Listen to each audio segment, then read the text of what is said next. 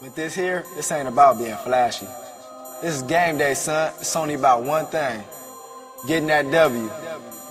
That's the only thing that matters right now. Boy, are you ready? The past is the past, you know? It's a new day, bro. My day. Gotta do it now.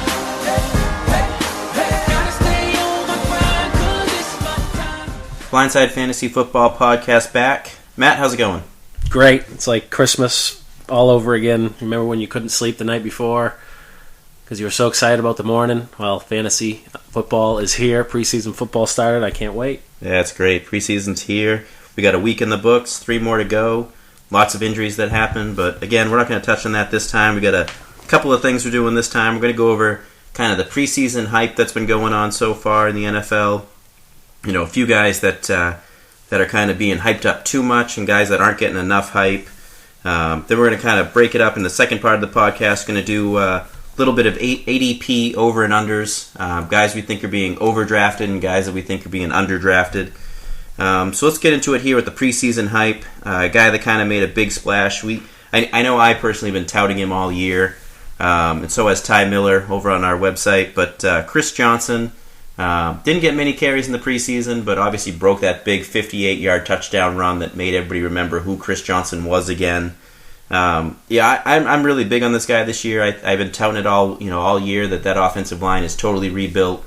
I think it kind of proved it a little bit with Sean Green when Sean Green kind of got into the mix and kind of proved that hey, even with Sean Green with what he is, he was getting big runs in there because there was huge holes in that offensive line. Matt, what do you think? You think Chris Johnson's back for good now? What a cutback, huh, on that run. Unbelievable. I mean, it's no surprise. Obviously, everybody knows about his explosiveness. It was just good to see it.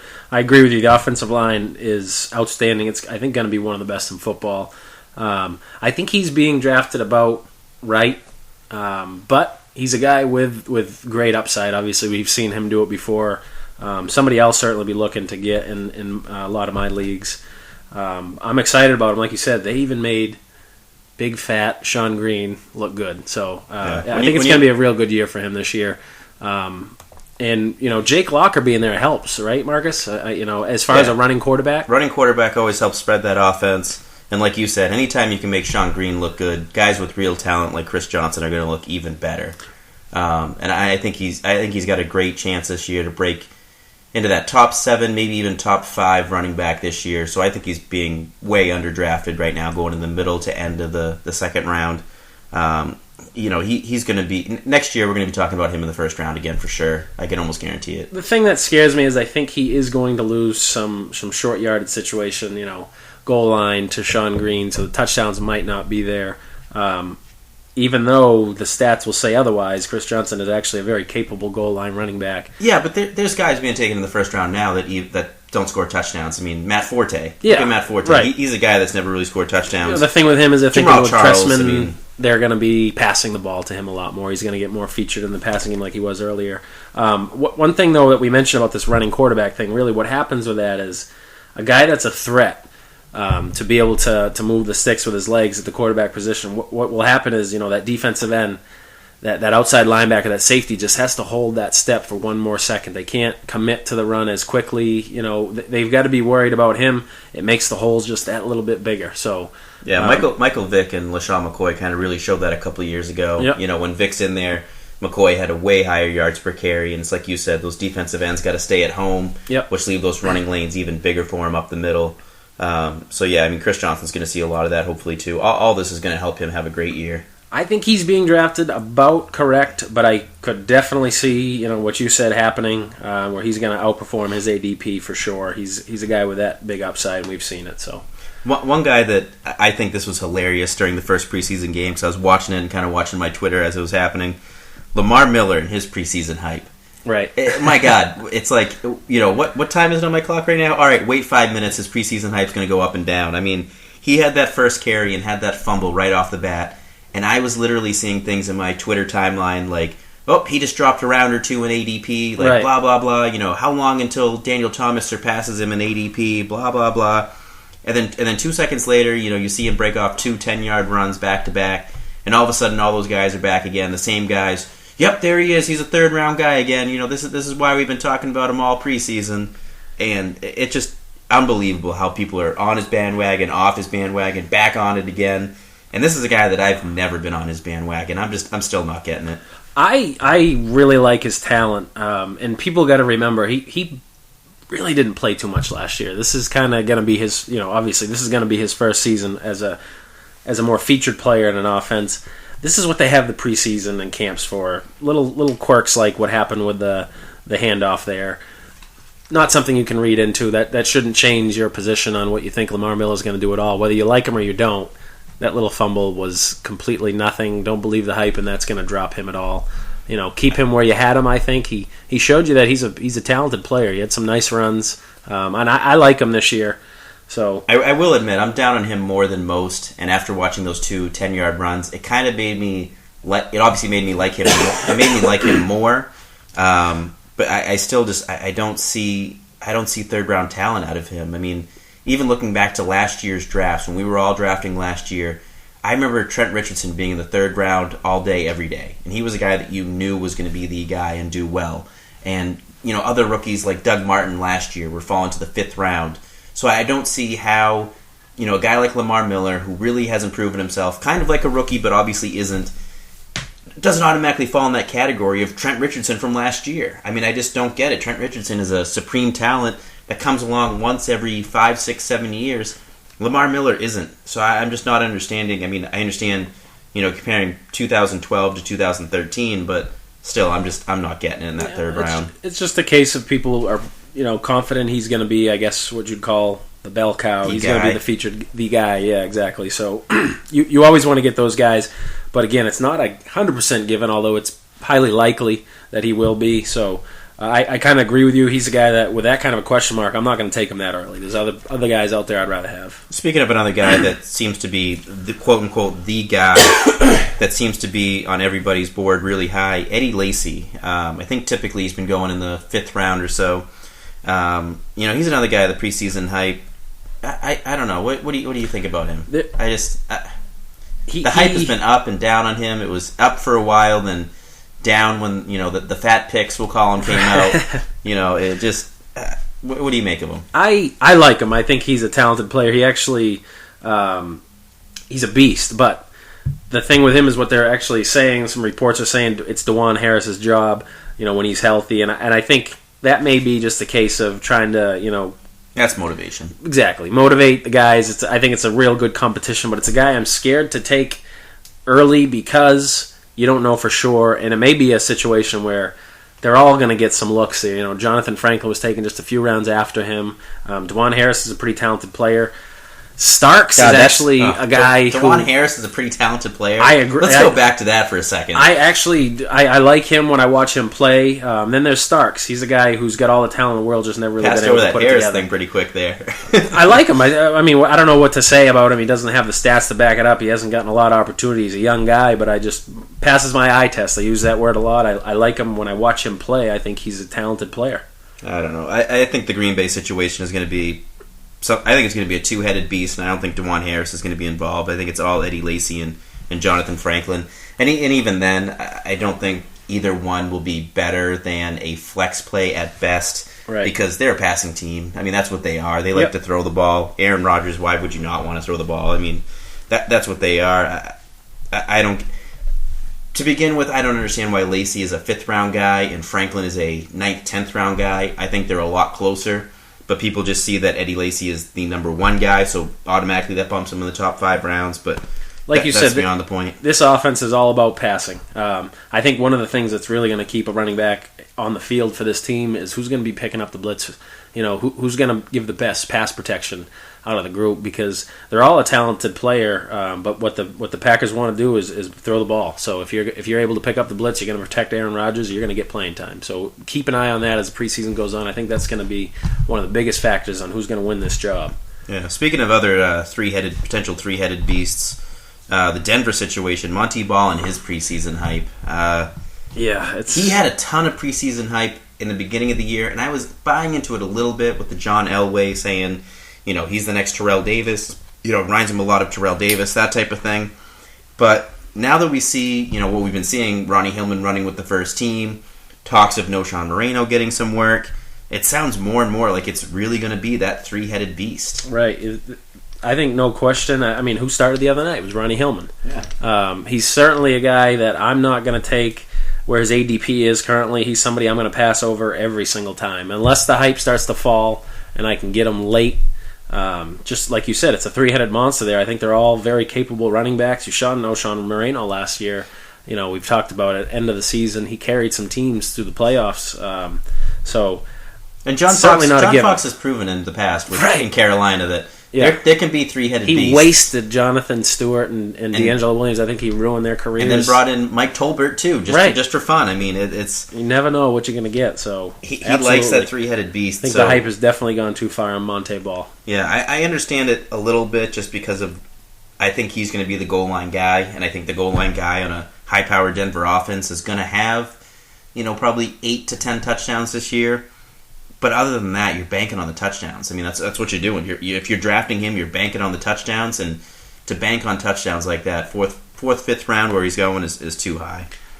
But moving on to Chris Ivory here with the Jets, he's another guy where I personally think the hype has gone too far. I don't think he's I don't think he's proven himself yet. He always gets hurt. He looks good in little spurts. Right. But I think we went over this in previous podcasts. That, the Jets offense is not the Saints. You're not worried about the passing attack for the Jets, so it's very easy to put 8 in the box against Chris Ivory and shut him down. Yeah, and another thing, people talk about his yards per carry over his career, and when you're a guy who's getting very limited work, you come in and you're fresh. You're fresh. The other guys on the defense, they've been out there all game. They might be a little bit worn out. You come in, you're a big bruising back, and you can give it all you got for those few plays. So I think that lends in a lot of what you're seeing out of him as far as the yards per carry. But I do think he's a talented player. The thing with him is he can't prove that he can stay on the field when he's at a very limited role. How's he going to do it as a bell cow? Yep. And he was a guy that was actually a sleeper for, I think, both of us early. Back when for me he was. I hated Ivory. The thing is the hype has gone way too far. He's being drafted around the 4th, 5th round now. Ever since the beginning of the offseason, I've been drafting Bilal Powell late in my drafts. He looked awful the other night. I understand that he looked awful, but Chris Ivory's not going to play 16 games. We both know it. Right, and that's why the hype has gone too far. Mike Goodson with his problems and trying to get on the field and everything else, I don't think he's going to be a factor this year. I think Bilal Powell will end up being the second guy. Yeah. And if I can get Bilal Powell in the 14th, 15th round, I'm taking him over Chris Ivory in the 4th or 5th. Right, exactly. I see what you're saying there with the value for where you're getting them. Yeah, I just... And even then, how much value does the Jets running back have? Right. I mean, let's be honest here. How much value does that have? Yeah, that's true. I mean, it's a terrible offense. Absolutely despicable. Terrible. Despicable offense. So... I mean, let's take yards out of it. How many touchdowns does Ivory have this year? How many do you think he'll have this year? Even if he played 16 games, which I don't think he's going to. 16 games, I think he's going to have 7. 7, really? Yeah. You think even that much? I would take the under on that. Yeah. The Jets' offense is anemic at best. I like his talent. If he can stay on the field for 16 games, I think he'll be a serviceable running back for sure, but not in the value that he's being drafted. I will say this: I think he has more value if Geno Smith becomes the starter. I agree. I think it kind of goes back to the Chris Johnson and Jake Locker thing, and I think the running quarterback is going to help spread that offense and kind of give him almost a spread offense that he was used to with the Saints, and I think that would help a little bit. But even then, it's still the Jets' offense. I'm still staying away from this. Geno is an athletic guy, but he's actually a little bit more of a pocket passer than people think. So the running quarterback thing with him isn't quite as prevalent. He is an athlete, but he stays in the pocket. He hums the ball around. But I mean, whether it's him, whether it's Sanchez, that offense is going to be terrible. So. Chris Ivory, 4th round, please don't draft him. Just let it go by. Let someone else have him. Moving from a bad offense to a great offense, let's talk about Shane Vereen here. I got to say, his touchdown pass on Friday night, I loved it. The catch. The catch, yeah, sorry. Great. He even lined up as a receiver. Yeah, he did. He moved into the receiver position and caught that catch. You know why I loved it? Not because I like Shane Vereen, but because it's going to drive his hype even further. Right. And I love it because his hype was already too far, and now it's going crazy too far, and I love it because in every draft he is going way, way, way crazy overdrafted, which is letting the people that I want fall to me, and I love it.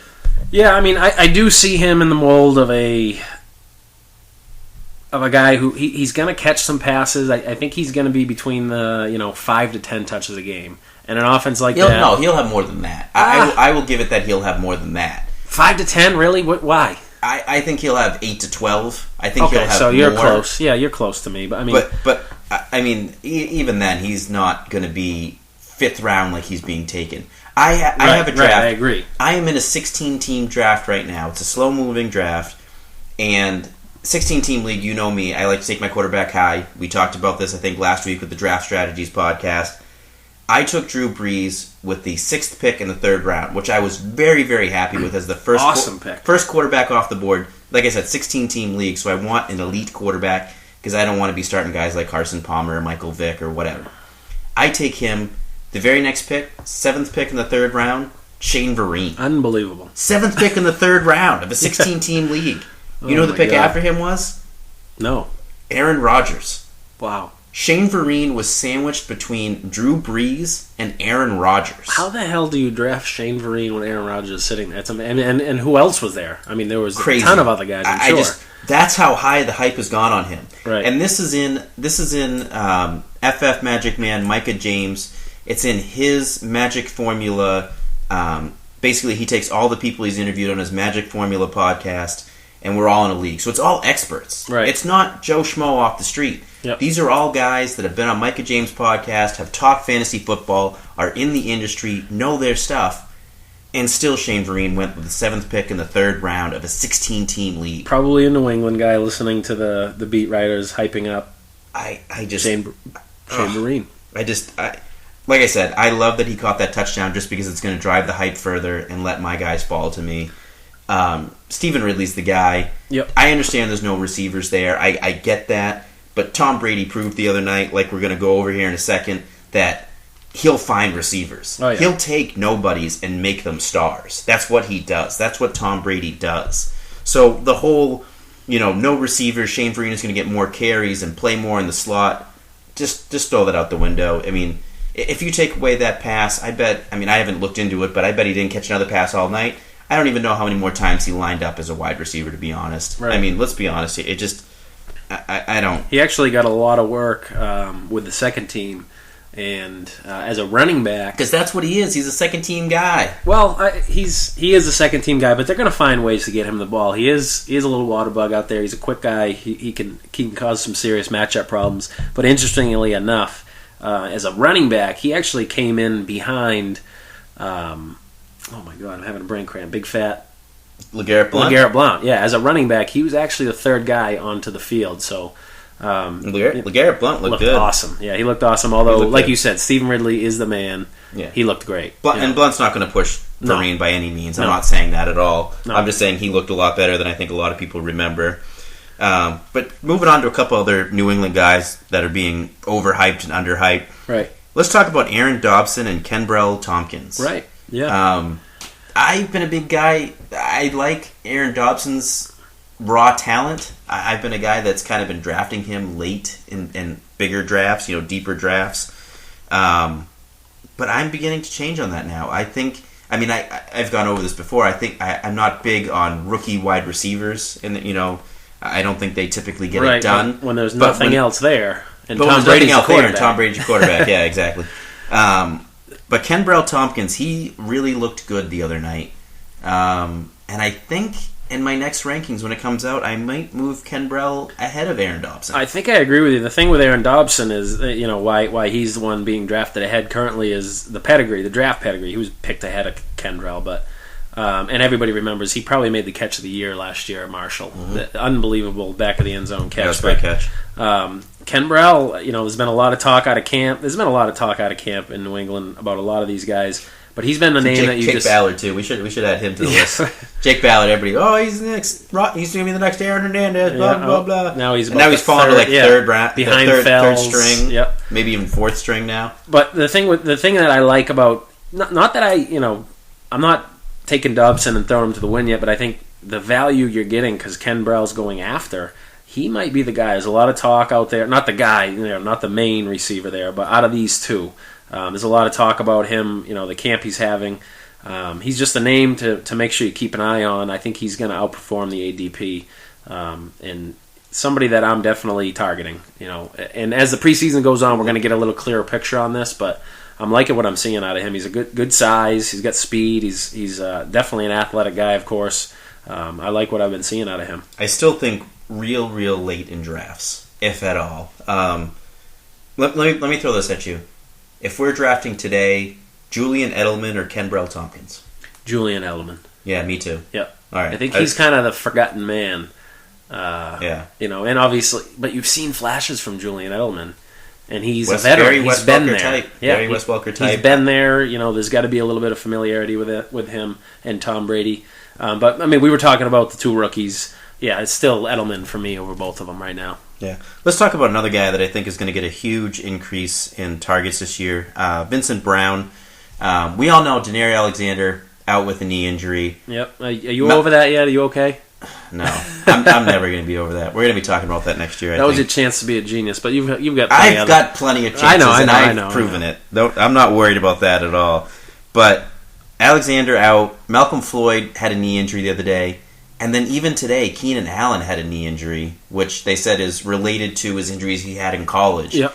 I mean, Malcolm Floyd. They are saying it's a little more optimistic now. They're thinking he may be back for week 1. Vincent Brown has been getting hype after hype after hype, and I've been like, all right, let's stop hyping a guy that missed all last year. I mean, how much can you hype a guy that missed all last year? Unless it's somebody like Peyton Manning, where you missed a whole year, and you've proven that. I wasn't buying it, but now I'm just like, Jesus, who's left? Yeah, I mean, it's him and Antonio Gates. I mean, all these other guys are banged up, and it feels so weird to say that Vincent Brown is the healthy one. There's a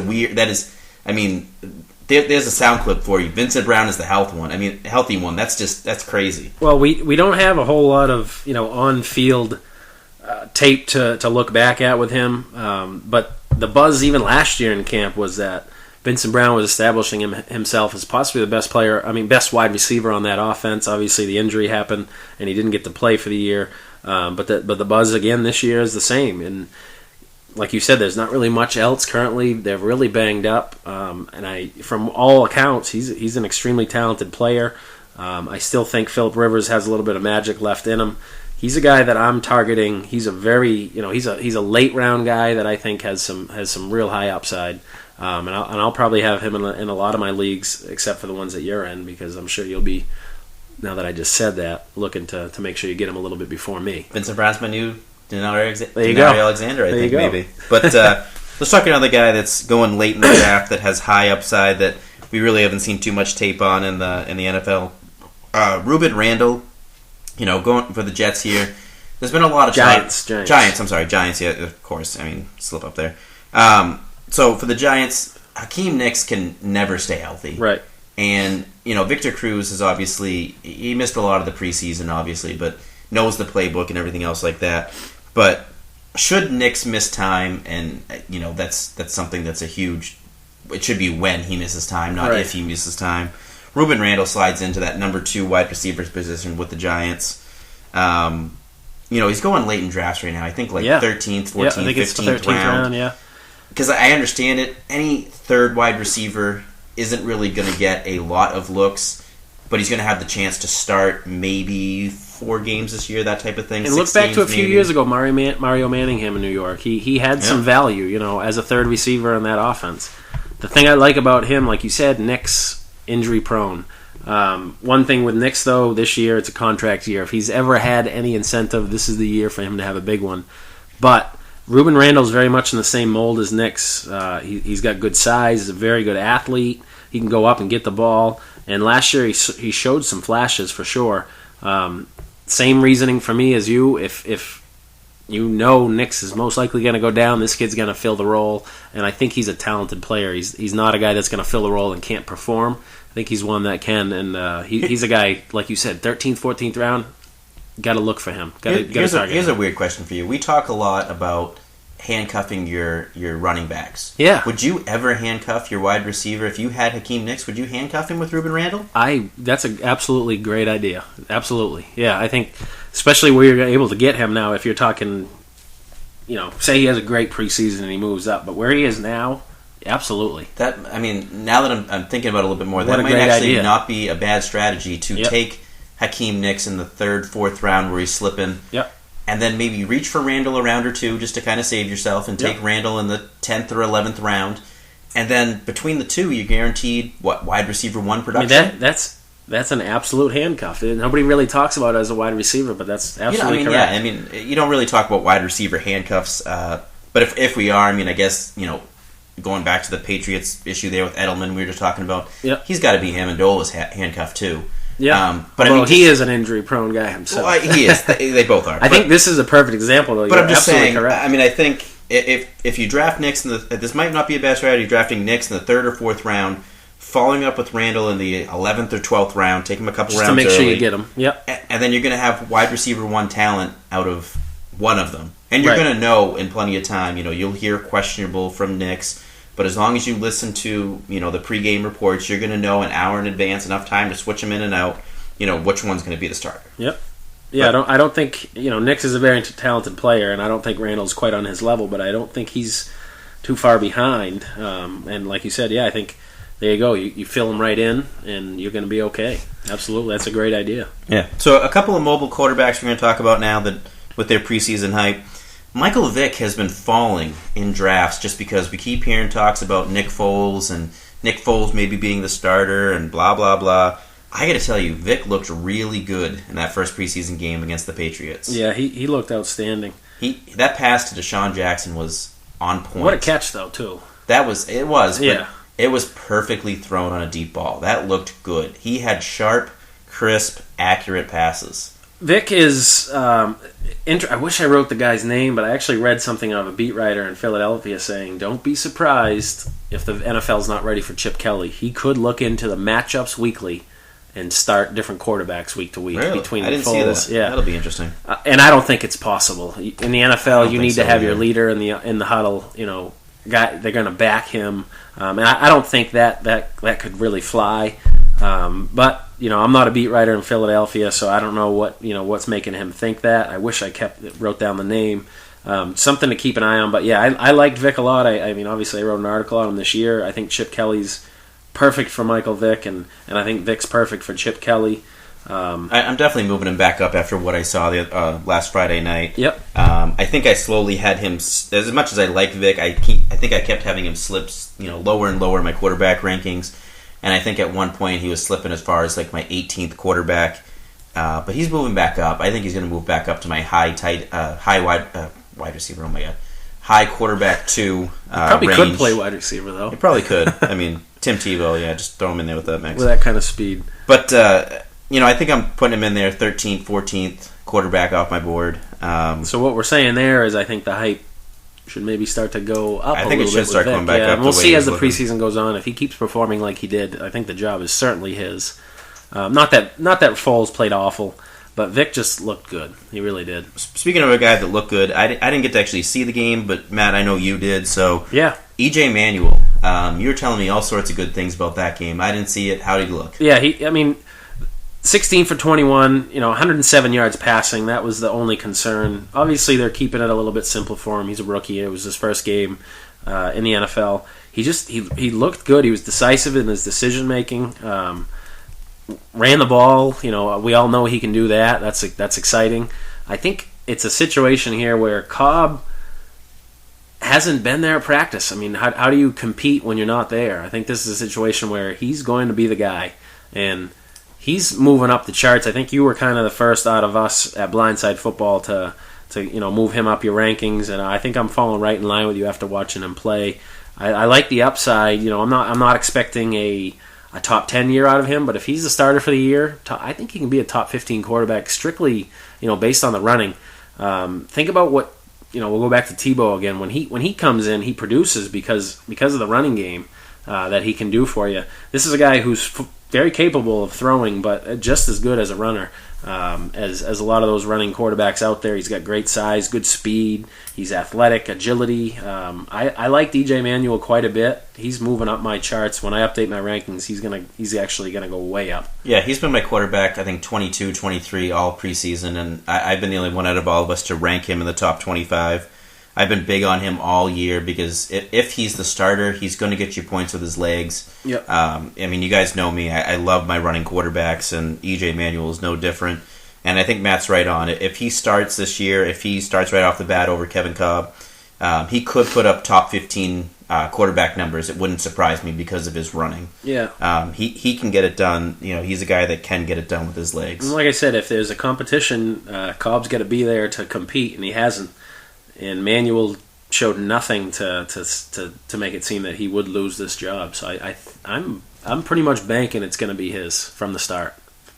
All right, so Matt, if you like fantasy sports and you're not on DraftStreet.com, you're missing out.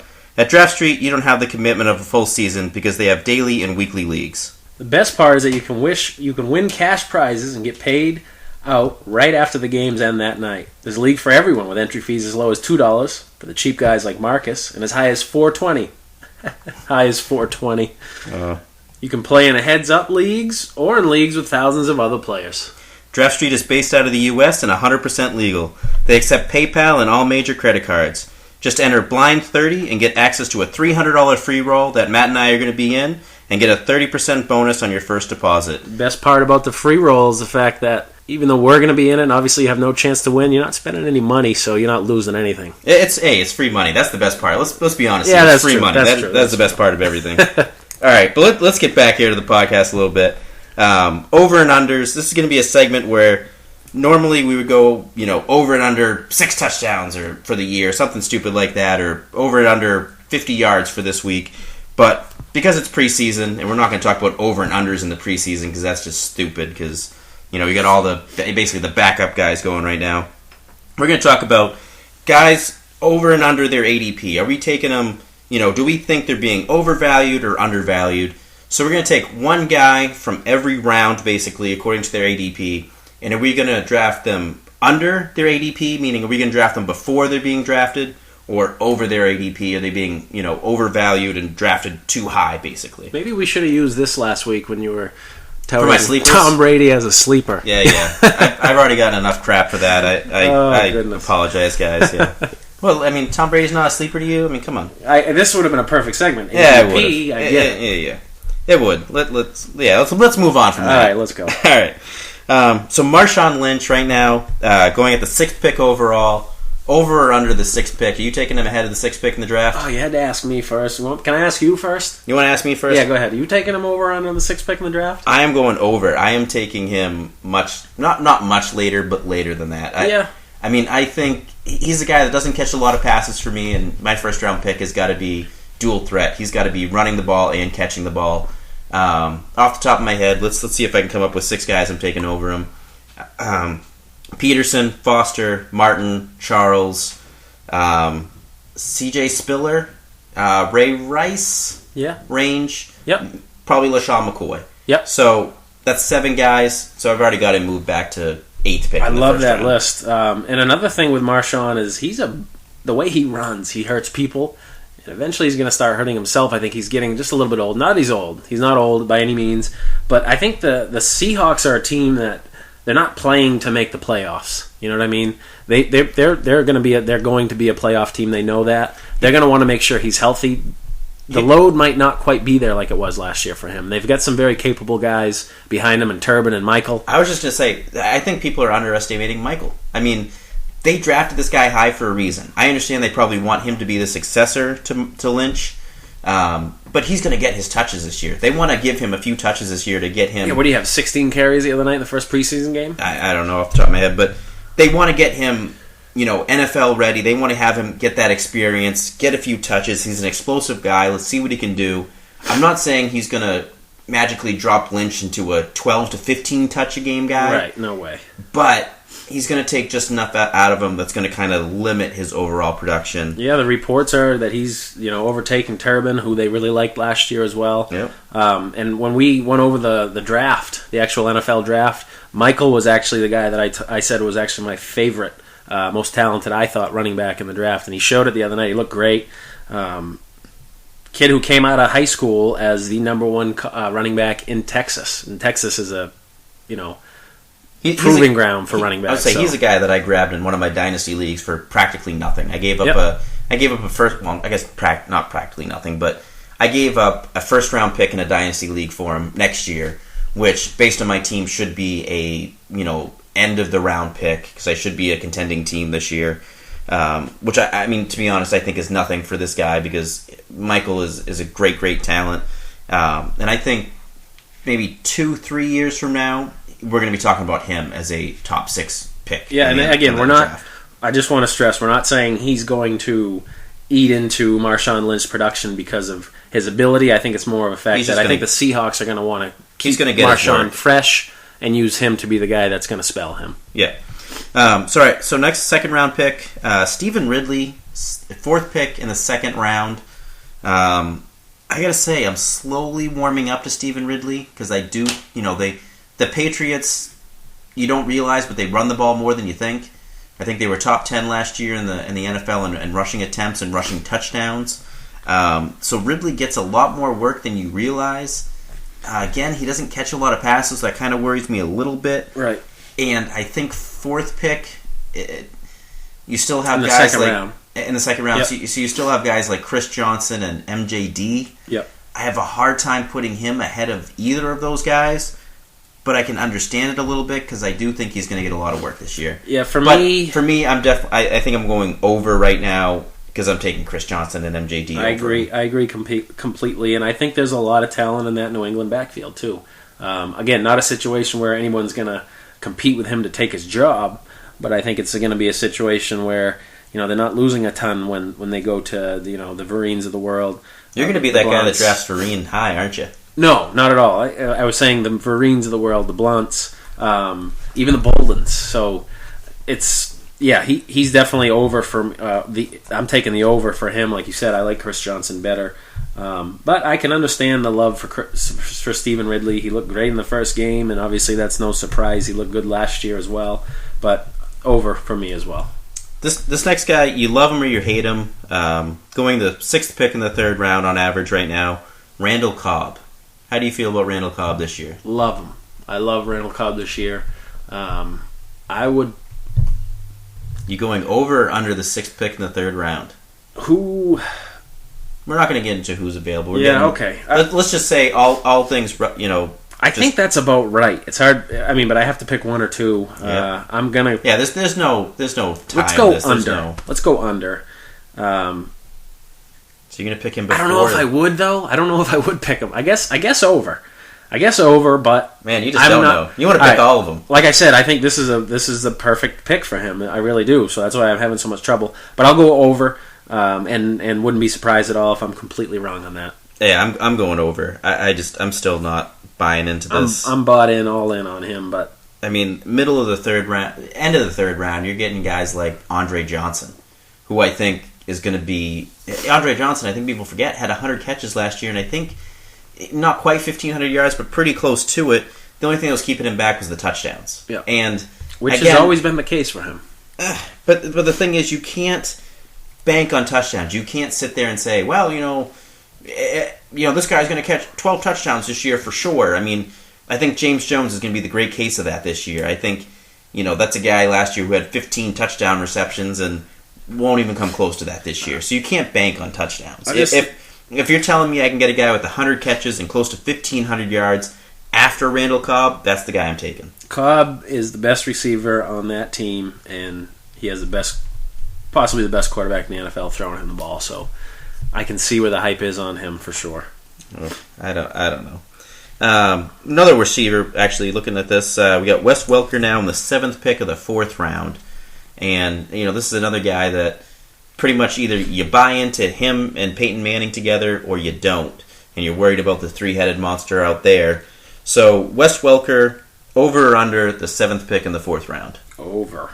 Over. Yeah, way too much other receiving talent there. He's going to be fine for sure, but I'm not taking him in the 4th round. Not with the other talent that's out there in Denver. There's just too much targets to go around, and Peyton's not a guy that's going to lock in on anyone. He's going to find the open guy. If it's me running out there, he's throwing it to me. So, yeah, I'm over on him. What about you?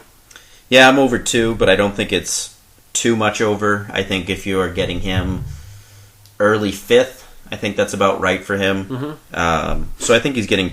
I think his ADP is pretty close to where he should be. I think, the basically the dress rehearsal preseason game, the week 3 game, you're going to learn a little bit more about, how much time is he going to be on the field in 2 receiver sets versus 3 receiver sets, and how much is Peyton going to look for him over Eric Decker, and I think that's going to tell you everything you need to know. But I think beginning of the 5th is where I'm more comfortable with him, just because you don't know. I think that middle of the 4th round where he's being drafted right now, you're basically getting him at fair value. But that's not what I'm looking for when I draft people. I want to draft people that are going to outplay their ADPs. Right. So moving on, another running back here. We got Giovanni Bernard at the 12th pick in the 5th round. So I know it's the last pick in the 5th round, but this is the guy I picked for the 5th round. Giovanni Bernard, end of the 5th round. You taking him there? This is such a hard segment for me because I talk so much about my value-based picking, where it's really going to depend on what's on my roster at that time. I firmly believe, report, it's going to be a 50-50 split. I think he's a much better player than Ben Jarvis. He might not have showed it in his first preseason game, but I like Giovanni Bernard. I'm going to say under. Under, okay. This is, like you said, this is a tough one. I think he's fairly valued at the end of the 5th round. You told me we got to pick one. Yeah, so pick one. And I'm with you. And because he's fairly valued, I'm going over just because I want to draft guys that are going to outperform their ADP, not play to their ADP, not be the guy that is right there and where they should be. If I knew he was going to start off the year as the 50-50 guy, and by week 5 or 6 become the guy, then I would go under. Right. I mean, that's what I'm banking on. That's why I said under. I think right now in the 5th round, I'd rather get guys like Bradshaw, your boy Rashard Mendenhall, those types of guys over needs to get over Bernard. Healthy. Who, Mendenhall? Yeah. He's a guy that I would much rather have Mendenhall over Bernard. Yeah. There's even reports. You hear Ryan Williams is struggling to even make this roster. Yeah. Does that surprise you? I mean, Beanie Wells doesn't have a job still. Yeah, it does. Not that I'm saying Beanie Wells and Ryan Williams. It surprised me. He was a 2nd round draft pick just a few years ago. I'm just saying that the Cardinals don't exactly draft the best running backs. Yeah, I agree. I think that was my point there. And it's a changing of the guard there. These guys didn't draft Ryan Williams. They're sick of him being hurt, banged up all the time. Make room for somebody that's going to get on the field. Speaking of which, I wonder when Michael Turner finally gets a job somewhere. He's got to get a job somewhere, doesn't he? No, somewhere. He's already probably working at McDonald's somewhere, so he can eat free burgers on lunch break. You know where I think Michael Turner should go right now, if he had to go to a place? Where? Pittsburgh. I think him and Le'Veon Bell would make a great... No. Why? Because they're the same type guy. They are the same type guy, and I think that's why they'd be a great fit. No, Stevens Howling's there to be the change of pace guy. Turner could be the bus... Turner is not better than Redmond or Dwyer. There's no way. Turner could be the bus 2.0. No, that's terrible. All right. So, 6th round, we got Deshaun Jackson. His ADP has been climbing fast. Yeah, ever since Jeremy. I was so excited about him, but it's going. You were excited, high. Bullshit. You were taking Jeremy Maclin a couple weeks ago over him. I know, but then the injury happened, so I moved him up. Wow, so you jumped on that bandwagon. Of course, I did. Injury happened like that. Yeah, he's going to move up. Oh my God! Look, I was so excited for him this year. It's bullshit. I've been calling that all year this year. I'm more disappointed because I had this guy all day, every day in the 7th round. I was taking him, and now he's crept up to the beginning of the 6th, and that's getting a little scary for me. Yeah. It's so tough at the beginning of the 6th. I think I got to go over at this point. Yeah, because I think middle of the 6th is more his place. I would have a very, very tough time taking him in the 5th round, middle of the 5th, end of the 5th. Oh, I do like him though this year. Yeah, I don't really need to elaborate on that. I agree with you. But a guy that could certainly outperform that ADP just depends on how much higher he goes. We're in the first week of the preseason. Like you said, he's climbing. A couple more touchdowns, catches like he had. He's definitely climbing. I think it's even going to go higher. Yeah. So actually, I have 2 guys in the 7th round just because both of them are very, very close in ADP, and both of them have their question marks. And it's actually 2 guys that I went over last night in Micah James' podcast, coming out in a couple of days here. FF Magic Man? Yep. T.Y. Hilton and Cecil Shorts. T.Y. is going in the 3rd pick in the 7th round, and Shorts is going in the 7th pick of the 7th round. Where are you going on these two? Two different receivers, obviously different offensive teams. It's a lot closer for me on T.Y. Let's put it this way. Instead of doing an over and under on these guys, which one would you take? Oh, T.Y. For me, it's not even close. I know he didn't start the other night. Did have a touchdown, though. Right. Haywood Bay started, did nothing. T.Y. Hilton didn't start, but he was just T.Y. He's, big play kind of guy. He's exciting. You can't put too much into the first week of the preseason. I know. Well, hey, there's a reason that somebody's running with the first team, especially when you're talking about a guy who is new to the team and gets to start over T.Y. It's interesting, but hey, he's explosive. He's an exciting player. I don't know why I just haven't jumped on any bandwagon with him. I don't see a whole lot out of him. He's not exciting, and that offense is terrible. Those quarterbacks are terrible. Last year, he put up, I think it was a touchdown or 100 yards receiving big in play like guy. 6 or 7 straight games. Yeah, I hear you. It's like he was I don't know top why 20 guy last year. Second half of the year, he looked good. I think it's just those quarterbacks being so incapable that's just making me stay away from him. Here's my thing, and all I've said about Shorts right then, just top 20 guy second half of last year. I think 6 or 7 games of either 100 yards or a touchdown. I like Cecil Shorts with Chad Henne. Cecil Shorts with Blaine Gabbert, I'm running away.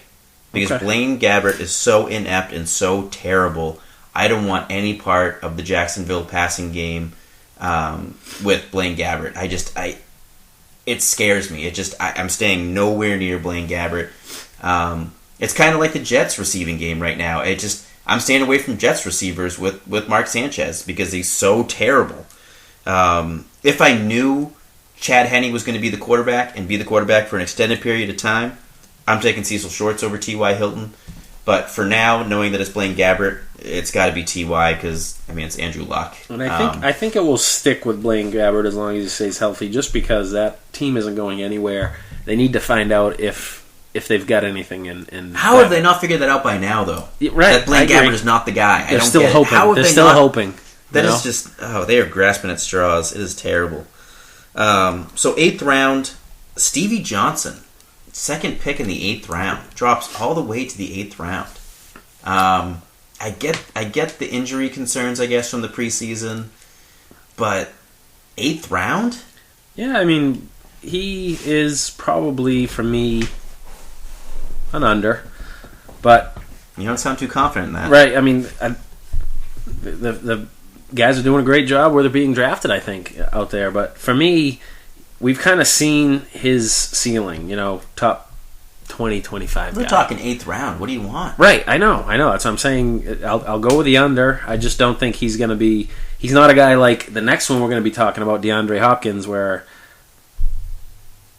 I just don't see a high ceiling with him. And not that I do with Hopkins because Johnson's there, but I don't know. I'm going under on this one. I think there are other receivers in the 7th round that I'm going to target before him. Mm-hmm. But if I take Stevie Johnson in the 7th round, I'm not afraid with that at all. I like that. I think he's a solid player. He's a solid guy. Exactly that. He's not a high upside guy, but he's a high floor guy. He's not a guy that you're going to have to worry about. He's going to have that high floor to him. He's a very, very safe pick, especially in the 7th or 8th round. But as Matt alluded to, DeAndre Hopkins in the 3rd pick of the 9th round. He looked good the other night. Listen, I understand his talent level and I understand what he brings to the team, but I hate rookie wide receivers. I just hate them. none of them besides Julio Jones and A.J. Green in recent memory have ever provided... Michael Clayton, Tampa Bay, years ago. Yeah, who? Like, yeah. What? I mean, exactly. He had like one Nobody. year. Just, come on. It just... Typically, rookie wide receivers do not provide any fantasy relevance in their first year. Randy Moss.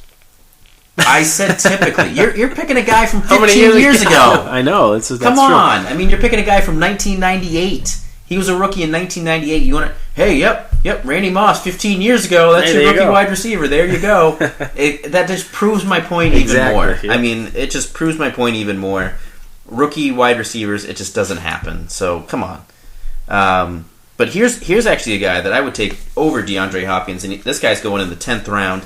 Sidney Rice at the 9th pick in the 10th round, over or under? Under.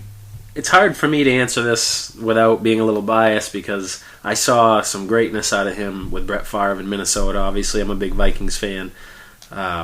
He's a big guy. He can go up and get the ball with the best of them, and if he can stay healthy, which has been a big concern with him pretty much since he's left Minnesota.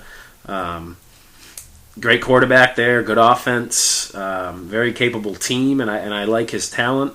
Yeah, I'm going to go with the under on him. I think he's the best they have there for sure now that Harvin's gone. So I'm going to go with the under. What about you? Yeah, well, I just said I would take him over DeAndre Hopkins. Yeah, he's definitely an under for me. Yeah, and that's a 9th round. So yeah. I think with Percy Harvin being gone, he's their wide receiver 1. I mean, Golden Tate, no. Doug Baldwin, no. I don't... Who's going to be the guy catching all their passes? And I understand Russell Wilson only throws the ball 20 to 25 times a game. Right.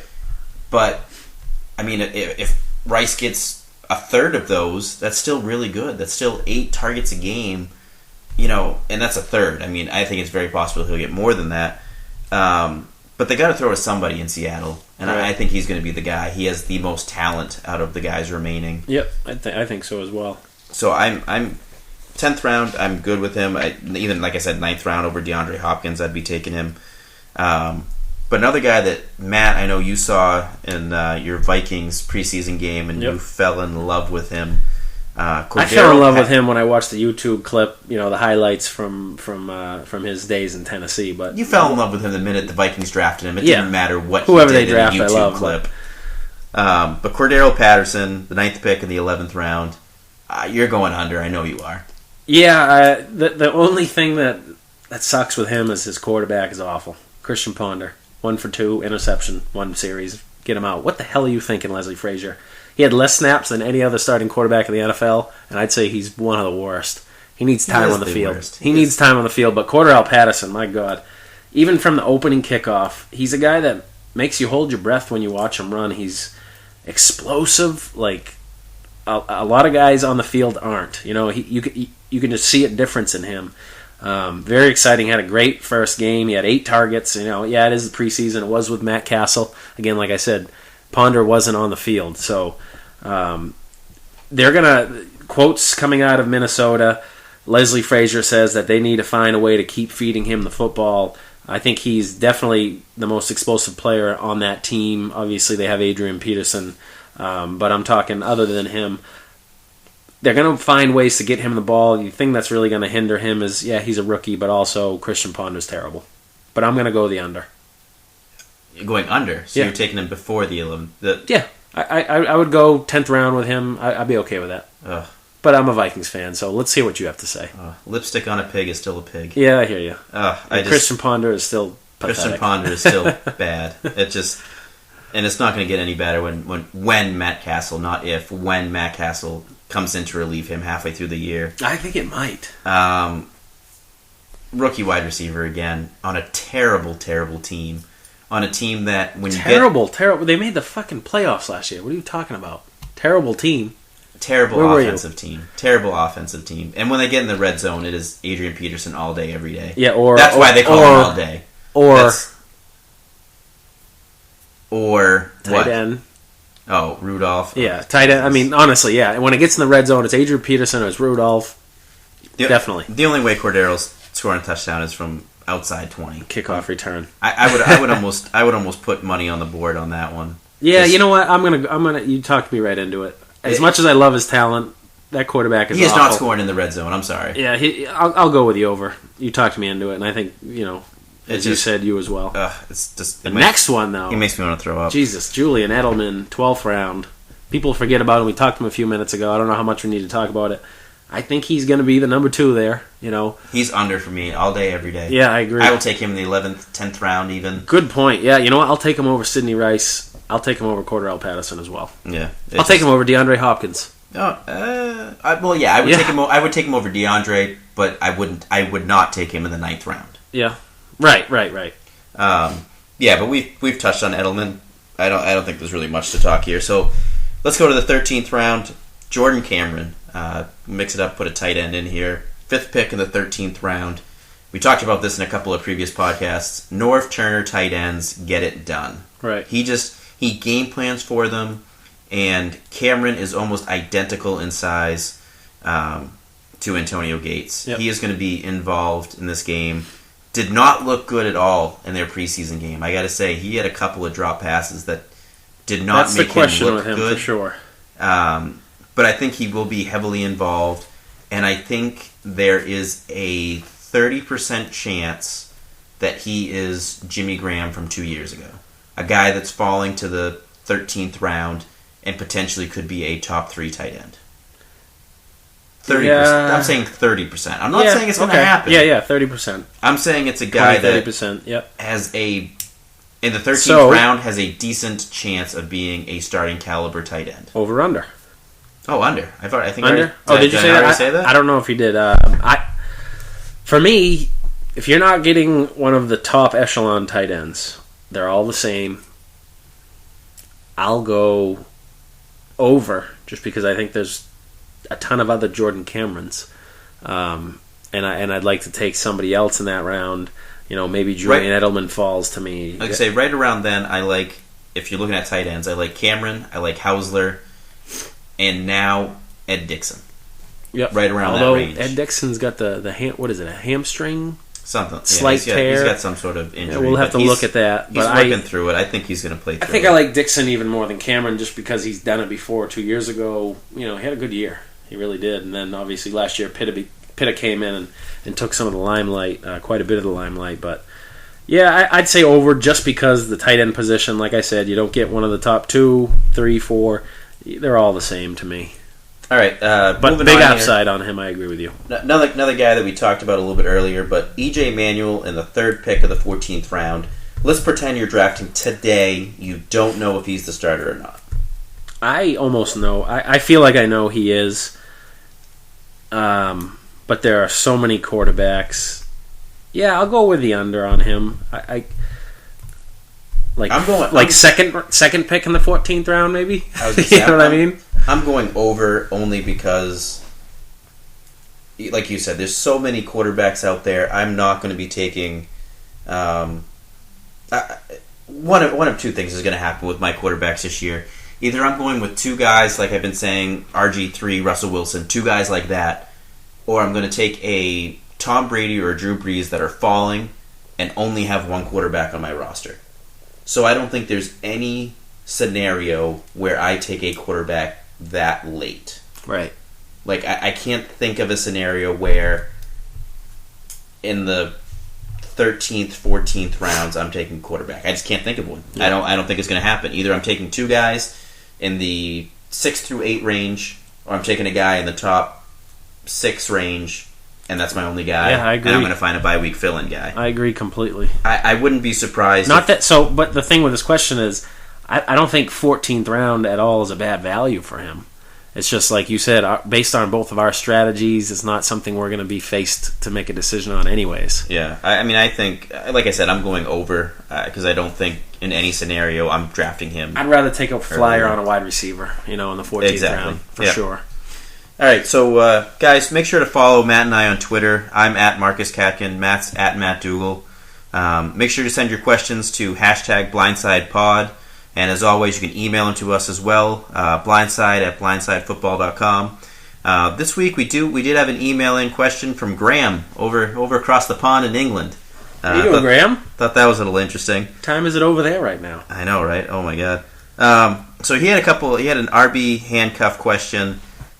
He says he's taking T. Rich and Forte.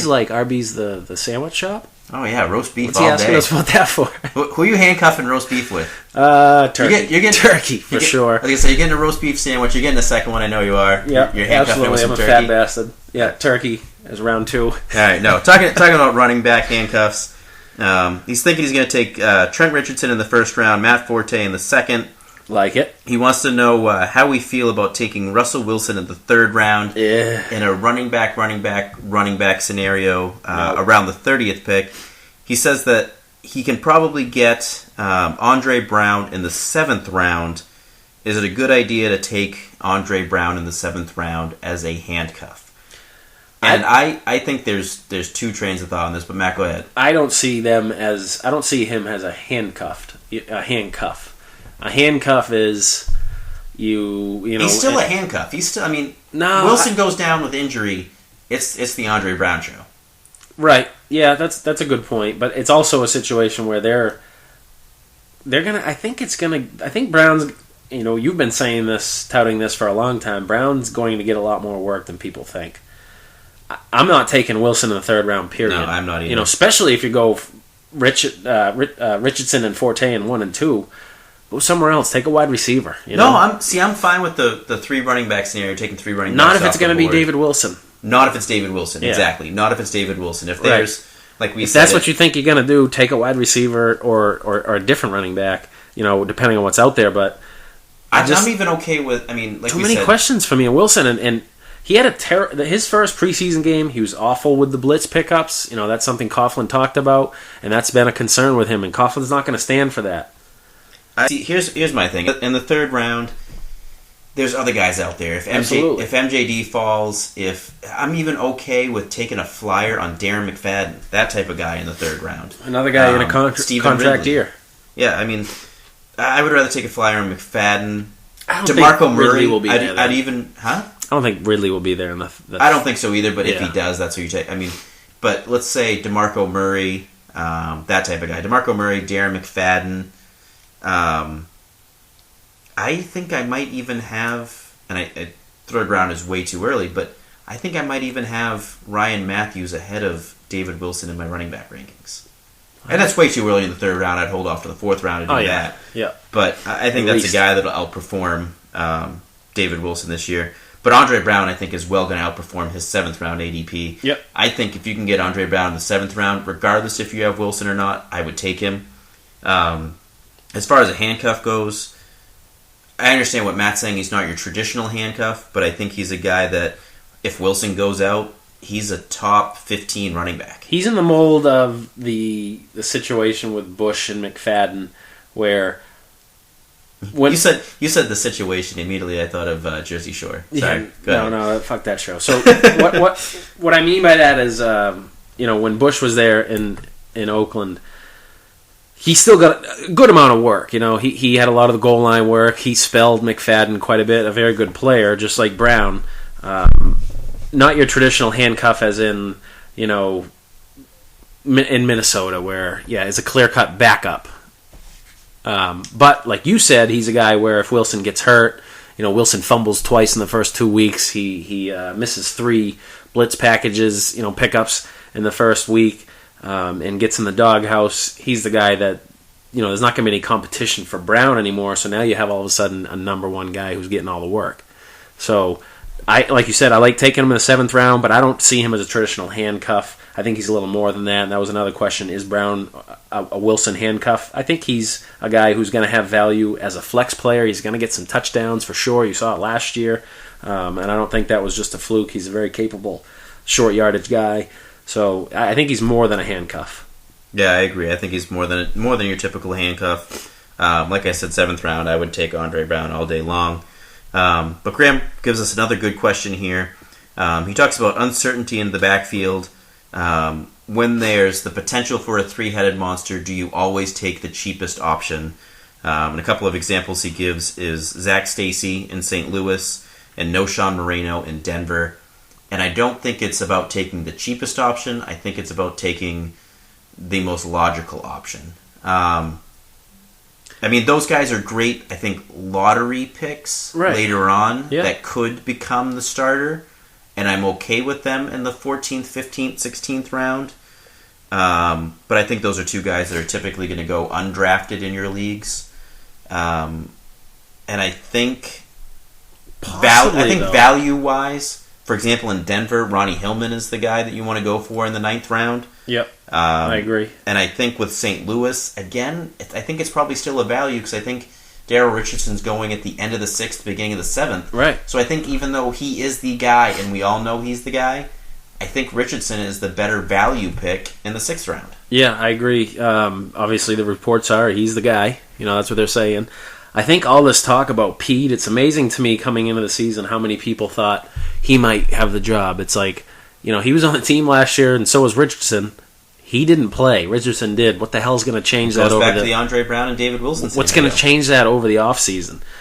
So I can see where you're thinking taking the cheapest option and where you're going to be able to take Stacy and Moreno. Whatever. Good flyer guys. But like you said, that Richardson's most likely going to be the man, and he's able to be drafted mid rounds.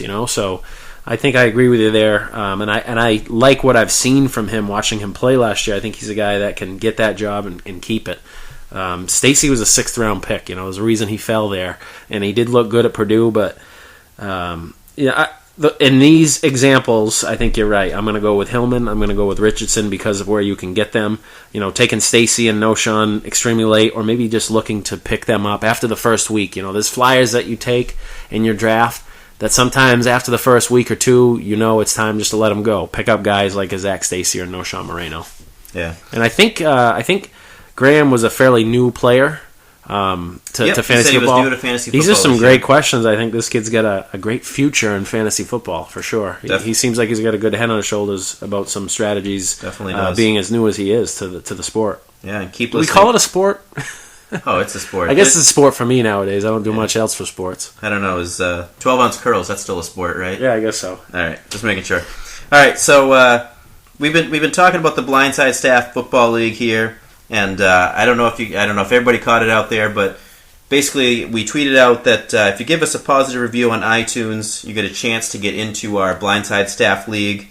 We had 4 people. We still got some spots open too, don't we? Yeah, we got some spots to give away. That's what we're doing right now. We got.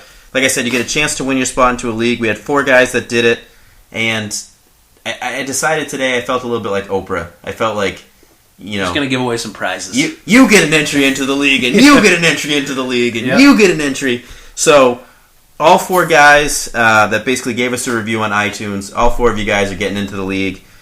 Pete, who you can follow at Gonzo Knox. Pete, you're in the league. Michael Valverde at RFL Red Zone. You're in the league. James McGuire at James McGuire 21. All the way over on the Irish iTunes page, he gave us a review. You're in the league, James. Oh, I didn't even know they had that. I know, I didn't either. It was an eye opener. And Daryl Hanman at Daryl Hanman 1. You're in the league. All 4 of you guys, you're in the league. One other extra guy we're throwing into one of the Blindside Help Maddie guys, Eddie Driscoll at Major Mets fan. You're in the league as well. We're just going crazy giving out spots in this league. And how many spots we got left to fill? That's it. That's all of them. We gave out all of them tonight. Great. So that was it. All these guys are in. Draft day coming soon. We got a full league. We're gonna get all these guys' email addresses, get them in the league, get our slow draft going, and God knows that's going to give us lots to talk about during the season. Awesome. Maybe get some of these guys on the show and talk to them a little bit about. When you guys don't win, it's not a big deal. Marcus and I, we're professionals. Don't take it bad. Just keep continuing on, and maybe next year. Yeah, and if you haven't already left us a review and you're still listening to this show right now, leave us a review, guys. I mean, if you've listened to this for now an hour and 10 minutes almost, you got to leave a review. I mean, if you're still here with us, that's. I mean, hopefully you didn't fall asleep while listening, because that's what I'm assuming. Well, hopefully you didn't. We gave you a lot of good information tonight. So the best part, I think, is coming up now. I like the beginning music, but here comes the outro music. Have a good one, guys. See ya. Yo, check it, it's my time. I'm rapping about Blindside Fantasy Football Podcast in this rhyme because they got me the inside scoop on Adrian Peterson. Yeah, he's that dude on Cam Newton. Yeah, they give me the news more on Megatron, Calvin Johnson if I stay tuned. On all quarterbacks, RG3 happens to be the fastest QB in the league. In fact, Colin Kaepernick is rider QB for them 49ers. It ain't hard to see, some awesome people hosting. Marcus Katkin and Matt Dugal. You should be joining. Skinny or fat, short or tall, anyone can tune in to Blindside Football. Have a try, dude. Listen on iTunes or blindsidefootball.com.